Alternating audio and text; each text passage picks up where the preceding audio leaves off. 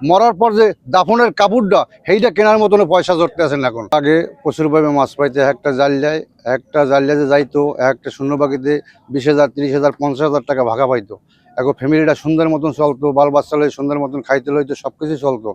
আর এখন ভাগা তো দূরের কথা, নিজের চলাই দায় হয়ে যায়। এখন যে একটা লোক যাইয়া এই বোডেগঞ্জে আইয়া সাগর থেকে আই যে কুলিটা সেভ করবে, সেভ করার পকেটে টাকাটা থাকে না। ওই অবস্থায় বর্তমানে মানুষ খুব অভাবে আছে। অভাব মানে এরকম অভাব দেখি নাই, 5 তারিখের পর তো বহুত অভাব বাজছে, এত অভাব বাজছে মানুষ মরা ছাড়া কোনো পথ দেখতেছি না। যে মরবে, মরার পর যে দাফনের কাপড়টা সেইটা কেনার মতন পয়সা জড়তে আছেন এখন। যে পয়সাটি দিনে অবরোধ দিয়েছে, অবরোধে সরকারি চাউল দেয়, জাইলে কাটলে চাউল দেয়, শুনি মানুষের দ্বারে, কিন্তু আমরা জাইলেরা পাইতেছি না। যার ঘরে 200-250 মন ধান, তার ঘরে চাউল যাইতেছে বস্তা মূলে, মেম্বারের ঘরে যাইতেছে, চেয়ারম্যানের ঘরে যাইতেছে, কিন্তু আমাকে গরিবের পেটে আইতেছে না। খুব কষ্টের মধ্যে সংসার চালাইতে আছি। হ্যাঁ, তো ডেইলি কর্ম করিয়ে খাইতে হয় বা ডেইলি একজনের বদলা দিতে হয়। কিন্তু এর বিনিময়ে যদি সরকার আমাদের কিছু সহায়তা করতো বা কিছু টাকা দিত, তাহলে আমাদের পরিবার নিয়ে ছেলে মেয়ে নিয়ে আমরা খাইয়ে পরিয়ে থাকতে পারতাম।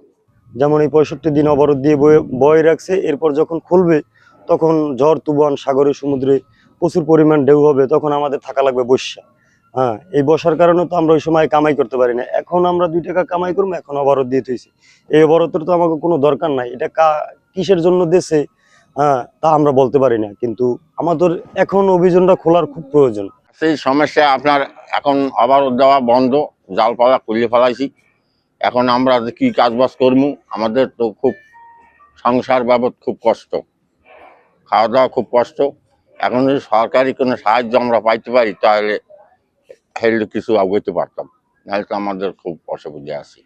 আমরা কি কাজ করবো কতদিনে, আমরা এখন বেকার, কোনো কাজকর্ম নেই আমাদের। সরকার আমাদের সহযোগিতা কিছু করে, কিছু চাল দেয়, কিন্তু তাদের তো আমাদের জীবিকা নির্ভর করা কোনো প্রকার সম্ভব না। এর আশেপাশে অনেক কিছুরই দরকার, কিন্তু সেটা তো আমাদের খুব কষ্টের মধ্যে কাটাইতে হয় দিনগুলা।